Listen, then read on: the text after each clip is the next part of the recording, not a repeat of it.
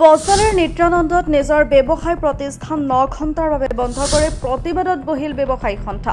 বজালীৰ নিত্যানন্দত ব্যৱসায়ী সন্থাৰ এজন ব্যৱসায়ীক আক্ৰমণ কৰাৰ প্ৰতিবাদত 9 ঘণ্টাৰ বাবে নিজৰ প্ৰতিষ্ঠান বন্ধ কৰি প্ৰতিবাদী ব্যৱসায়ী সন্থাৰ যোৱা 6 এপ্ৰিল ইংৰাজী তাৰিখে শংকৰদেৱ শিশু বিদ্যা নিকেতনত সাংস্কৃতিক অনুষ্ঠানত কথাৰ কটাকটি হৈছিল নিত্যানন্দৰ ক্ষুদ্ৰ ব্যৱসায়ী সুকুমাৰ ভূঞাৰ লগত কলজিৰাপাৰা নিবাসী সৌৰভ ভূঞা আৰু কৌস্তভমণি ভূঞাৰ। সেই স্থানতে অন্ত নহল ঘটনা। যোৱা 7 এপ্ৰিল ৰাতিপুৱা সুকুমাৰ ভূঞাৰ দোকানত চাকি বন্তি জ্বলাই থকা অৱস্থাতে কৌস্তভমণি ভূঞা আৰু সৌৰভ ভূঞাই সুকুমাৰ ভূঞাৰ ব্যৱসায় প্ৰতিষ্ঠানত অপদস্থ কৰে আৰু যথেষ্ট ক্ষতি সাধন কৰে সুকুমাৰ ভূঞাৰ দোকানত। নিজৰ ব্যৱসায়ী প্ৰতিষ্ঠানত সুকুমাৰ ভূঞা শাৰীৰিক অপদস্থ কৰা ঘটনা সন্দৰ্ভত আবেদন কৰিছিল সুকুমাৰ ভূঞাই। সুকুমাৰ ভূঞাই আবেদনৰ পিছতে ৰাজহুৱা সভা আহ্বান কৰি আজি নিত্যানন্দ চক বজাৰত প্ৰতিবাদী কাৰ্যসূচী ৰূপায়ণ কৰে সকলো ব্যৱসায় প্ৰতিষ্ঠানৰ স্বত্বাধিকাৰী আৰু ব্যৱসায় সন্থাই। ব্যৱসায় প্ৰতিষ্ঠান খুলি মই বহি আছিলোঁ। মোৰ লগত আছিল বিপ্লৱ ট্ৰেভেলাৰ আৰু তিলক চৌধুৰী। সিহঁতে প্ৰত্যক্ষদৰ্শী, সিহঁতে ডাইৰেক্ট দেখিছে ঘটনাটো। এনেকৈ বহি থাকোঁতে আমি কিবা এনেই কথা পাতি আছিলোঁ। কথা পাতি থাকোঁতে এনেতে আমাৰ গাঁৱৰ নিবাসী শ্ৰী কৌস্তভ ভূঞা আৰু সৌৰভ ভূঞা, পিতা জীৱৰাজ ভূঞা, তেওঁৰ ল'ৰা দুইজনে আহি মোক শাৰীৰিকভাৱে অপদস্থ কৰে আৰু দোকানৰ কিছু বস্তু ভাঙিছে, কিছু বস্তু লণ্ড বন্ধ কৰিছে, অভব্য আচৰণ কৰিছে। মোক কৰি ওলাই গুচি গৈছে। তিলক আৰু বিপ্লৱে মানে কাজিয়াখন অলপ চম্ভালিছে, নহ'লে সিহঁতে মোক মাৰি গুচি গ'ল হয়।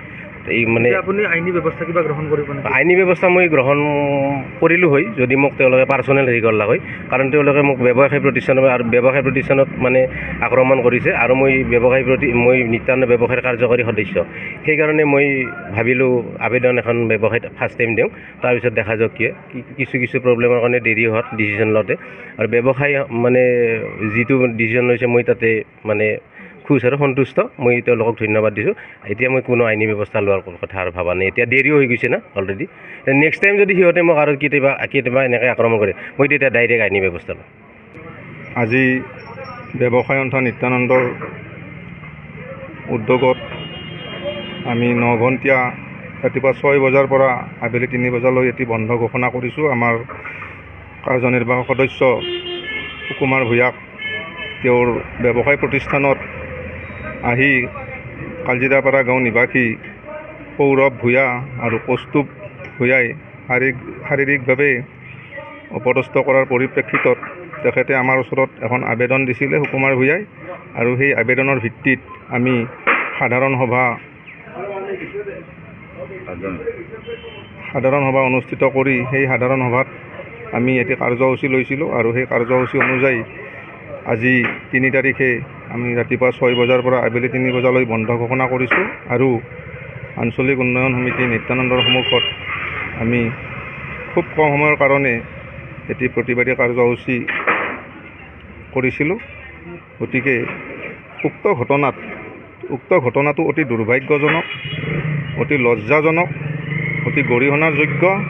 আমি এই ঘটনাত জড়িত ব্যক্তিসকলক ব্যৱসায় সন্থা নিত্যানন্দৰ তৰফৰ পৰা গৰিহণা দিছোঁ আৰু ভৱিষ্যতে আমাৰ ব্যৱসায় সন্থা নিত্যানন্দৰ কোনো সদস্যৰ ওপৰত যাতে কোনো ব্যক্তিয়ে শাৰীৰিক, মানসিক তথা অন্য কোনো ধৰণৰ অপদস্থমূলক কাম যাতে কৰিব নোৱাৰে, তাৰ বাবে আজি এই প্ৰতিবাদস্থলীৰ পৰা ব্যৱসায় সন্থাৰ তৰফৰ পৰা আমি সকিয়নি প্ৰদান কৰিছোঁ। আইনী গ্ৰহণ কৰিব নেকি?